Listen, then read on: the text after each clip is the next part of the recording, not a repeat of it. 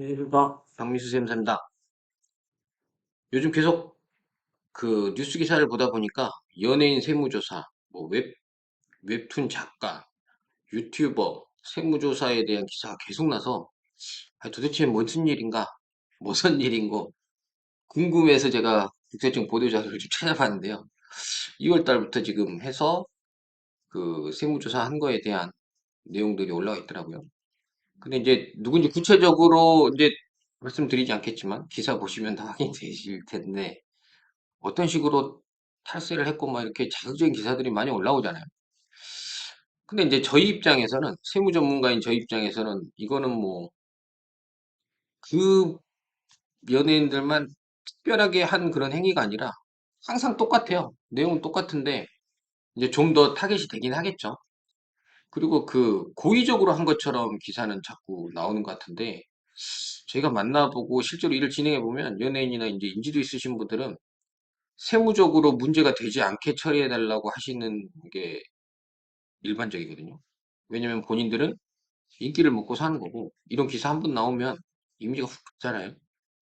그래서 고의적으로 하진 않았을 거다. 저는 그 생각은 하고 있는데, 어쨌든 그건 제 생각이고, 보도자료를 좀 보도록 하겠습니다.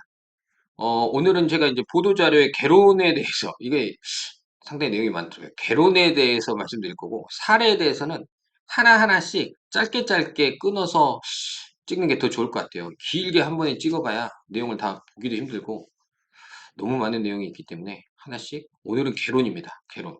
국세청 보도자료. 2월 9일 날 조사를 했으니까 지금 막 기사 나오는 게 이제 조사하면서 결과가 나와서 그게 나온 거 아닌가. 그렇게 저는 이제 예상만 할 뿐이고요. 일단 제목은 공정과 준법의 가치를 훼손하는 신종 지역 토착 사업자 조사. 신종과 지역 토착. 자, 신종은 무엇이냐? 연예인, SNS 리치, 플랫폼 사업자가 신종이고요. 지역 토착 사업자는 뭐 구종이라고 해야 되나?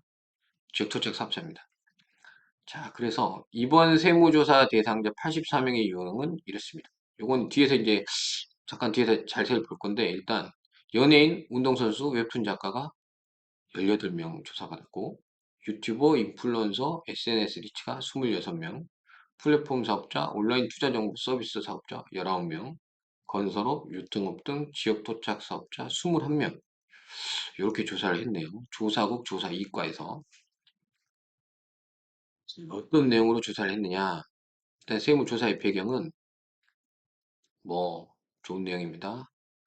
좋은 내용인데 이제 세무조사를 왜 했냐? 여기에 나와 있어요. 국민, 기업, 정부 모두가 경제 위기 극복을 힘쓰고 있죠. 저희가 모두 힘쓰고 있는데 일부 사업자가 남다른 지위와 제도 인프라 덕분에 고수익을 누리면서도 헌법상 납세의무를 무시한 지능적 탈세. 네. 그리고 일부 유튜버, 플랫폼 사업자는 온라인 지배력이 있는데 세법상 의무를 이행하지 않았다. 소득이 있으면 세금이 있죠. 근데 그걸 지키지 않았다는 겁니다. 그리고 온라인 사업 생태계 경쟁 질서 건전한 성장을 저해하고 있다. 일부 토착 기업과 사주는 지역사회 영향력, 광급공사를 안정적으로 수주해서 고수익을 누리는데 세법의 궤도에서 있다. 야, 주옥 같은 멘트들이 나왔습니다. 궤도에서 이탈했습니다. 세법의 궤도에서. 그 궤도에서. 이탈했고, 지역 공동체의 신뢰에는 무형자산을 악화시키고 있습니다. 나쁜 놈들이네. 예. 나쁜 놈들이네. 그래서 우리는 조사를 했다. 강도 높은 세무조사에 착수하였다고 기사가 나왔습니다. 자, 얼마나 궤도 이탈했는지 이제 확인해 보도록 하겠습니다. 자, 유형 1번. 연예인, 운동선수, 게이머, 웹툰 작가 등 18명. 이게 지금 기사 나오잖아요. K, 뭐, 뭐지? K가 둘인가요? 둘, 뭐, 아무튼 그렇습니다. 이름이 생각 안 나요. 자, 첫 번째 유형은 대중의 인지도를 바탕으로 안정적 고수익 누리면서 소득을 탈루하는 연예인, 운동선수, 게이머, 웹툰 작가입니다. 자, 어떻게 했는지. 1인 기획사를 활용해서 소득을 분산했습니다. 이거는 1인 기획사라는 건 법인을 만들었다는 거죠. 가족명의 1인 기획사를 설립해서 법인을 설립해서 수익 금액을 분산하고 그러니까 개인의 소득을 법인으로 분산한 거죠. 법인세가 싸니까. 그렇죠? 이건 뭐 할 수 있다고 봅니다. 실제 근무하지 않는 친인척에게 인건비를 허위 지급했습니다. 이게 문제가 되는 겁니다. 이게. 실제 근무하지 않는 친인척에게 인건비를 허위로 지급하면 안 되죠. 이게 이제 문제가 되는 거고, 이게 문제가 되는 겁니다. 그리고 국외소득을 누락. 해외대회 참여하고 얻은 상금을 신고하지 않고, 이거는 문제죠. 해외 소득은 10년, 15년 동안 계속 따라붙습니다. 국내 소득하고 달라요. 그 얻은 상금을 신고하지 않고, 가족에게 가공인건비도 지급했습니다. 그러니까 이게 해외에서 그게 밝혀지지 않을 거라 생각했나? 그래서 신고 안 한 것 같은데, 이게 이제 그 나라마다 조세에 협약이 돼 있어서 지금 우리나라도 굉장히 많은 나라와 협약이 돼 있어서 이제 금융 계좌까지도 볼 수 있거든요. 근데 이제 많은 금액이 다 노출이 됐겠죠. 아니 근데 이 게이머가 활동하는 해외가 국내와 협약이 안 돼 있다면 뭐 금융 계좌가 오픈되지 않을 수 있지만 어쨌든 여기는 걸린 것 같아요. 또 하나 저작권의 무상이자 저작권의 무상이자 최근 온라인 컨텐츠 인기로 소득이 급증하자 인위적으로 법인을 세워 인위적으로 법인을 세워 그러면 법인을 인위적으로 세우죠. 사람이 세우는 거니까 개인 보유 저작권은 무상이전하고 이게 문제입니다. 이게 무상이전했어요. 소득을 분산하면서 세금을 탈루한 웹툰 작가. 자, 여기에서 저희가 이제 컨설팅 하는 게 많잖아요. 저작권을 유상 이전했어야죠. 유상 이전을 해서 개인이 그 저작권에 대한 권리에 대한 세금을 한번 냈다면 이건 또 문제가 없었겠죠. 그리고 그게 또 절세가 되기도 합니다. 근데 이분은 개인의 소득이 워낙 많기 때문에 그냥 무상 이전한 것 같아요. 여기서 이렇게 하시면 안 된다. 그리고 소득을 분산하면서 세금을 탈루한 소득을 분산했죠. 자, 여기서 우리의 교훈. 실제 근무하지 않는 친인척은 넣으면 안 된다. 이건 뭐 아시겠죠? 그리고 해외에서 얻은 소득도 다 노출된다. 그리고 가공인건비 지급하면 안 된다. 이거 같은 내용입니다. 그리고 저작권, 영어권은 유상이전 해라. 개인에서 법인전 할 때 영어권은 꼭 하셔라. 공짜로 주는 것도. 저희 컨설팅 하다 보면 내가 내 거에 파는데 돈을 받아도 되나요? 하시는 분 있어요. 보세요. 줘야 됩니다. 그리고 소득을 분산해. 이게 첫 번째 유형이고요. 두 번째 유형. 유튜버, 인플루언서 등 SNS에 26명. 자, 또 어떤 일이 있었나 보겠습니다. 음, 네. 유튜버가 유명하고 인플루언서가 유명하면 쇼핑몰은 그냥 따라오는 것 같아요. 쇼핑몰은. 그래서 이제 어떤 수입을 누락했나? 후원금, 후원금과 광고 수입을 누락했습니다. 그럼 어떻게 누락하지? 들어온 돈을. 실거래 없이 거짓 세금에서 이거는 탈세죠. 이거는 뭐 명백합니다. 탈세. 수입 신고 누락도 탈세. 근데 이거는 뭐 고의적으로 볼 수밖에 없을 것 같고요. 사적 경비 편칙 처리, 고가 사치품 구매비용과 주택임표를 법인비용으로 이거 보시면 지금 가슴이 철렁 내려앉으시는 사장님들 있으시죠? 고가 사치품 구매비용, 주택임처리를 법인비용으로 처리하면 탈세했어요. 근데 이분들의 핑계를 들어보면 소명을 들어보면 그래요. 내가 고가 사치품을 사용하는 것은 내 사업을 위한 거다. 그것도 일면 이해는 됩니다. 왜냐면 인플루언서들이 이제 그걸 드러내야 되는 거고, 또 본인이 재산이잖아요. 본인 몸이 재산이에요, 이분들은. 그래서 임차해서 거주를 할 수 있지 않냐. 그리고 또 하나는 이제 나머지 비용들 쓴 건데, 그러니까 사적으로 쓴 건데, 이게 정말로 사적 경비냐 아니냐에 있어서 이거는 좀 논쟁거리는 되는 것 같아요. 논쟁거리는 되는 것 같고, 이분들은 사실 이게 그 사업이랑 마찬가지이기 때문에 자기를 꾸미고 잘 관리하는 게 매출 성장에 중요한 거죠. 이 부분은 노코멘트 하겠습니다. 변칙 처리라고 국세청은 이야기했지만 이분들은 아니라고 주장할 건 같네요. 하지만 어쨌든 국세청은 이렇게 본다. 이걸 확인하시고. 허위 인건비 계상. 이거는 뭐 볼 필요가 없어요. 허위 인건비 계상은 당연히 문제가 되는 거고요. 자, 여기서 통계 나왔습니다. 구독자 10만 명 이상 유튜브 채널 수가 이렇게 많이 늘었습니다. 근데 저희는 아직 10,000명에도 들어가지 못하고 있는 안타까운 현실입니다. 구독과 좋아요 부탁드립니다. 자, 그리고 세 번째 유형. 세 번째 유형은 온라인 플랫폼 사업자인데요. 이게 최근에 주식과 코인, 뭐 부동산 관련된 것들이 한참 흥행을 했기 때문에 돈을 많이 벌었는데 지금은 또 아니죠. 근데 세무조사는 어떤다? 항상 나중에 나온다. 잘 될 때 나오면 이 사람들이 뭐 세금 추징 당하는 거 그냥 내면 되지 않겠습니까? 근데 잘 될 때는 그 돈을 벌어서 다 쓰고 나중에 안 될 때 꼭 이게 나오기 때문에 그게 참 문제인데 어떻게 됐느냐? 이 사람들은 수수료를 신고 누락했습니다.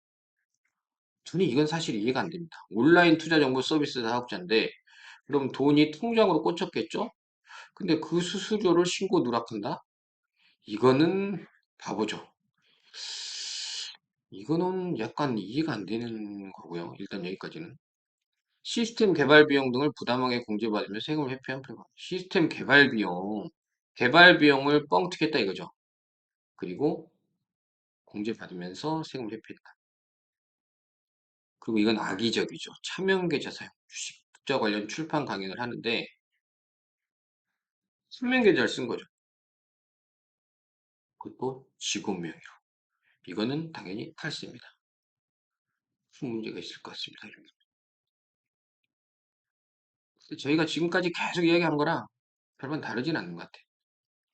그리고 네 번째 건설업 유통업 지역 토착. 이게 기사에 나오는 대장동인가요? 아니면 뭐 위례인가?